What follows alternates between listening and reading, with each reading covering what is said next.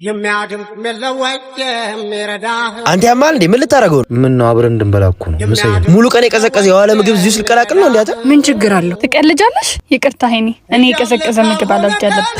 ሊያውም ሽሮ። አረ እንዳሰባችሁት አይደለም። እናቴ ነች የሰራችልኝ። ብትቀምሱት ደግሞ በጣም ይጣፍጣል እኮ። እናትነቱ ላንተ እንጂ ለኔ ነው እንዴ? እሺ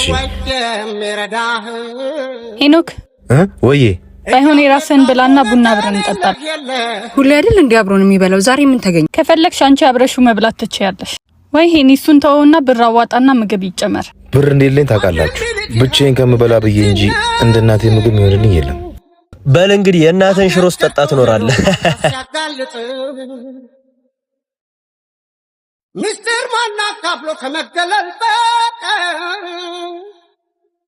ከሌለህ የለህም። አበቃ ቁም ነገር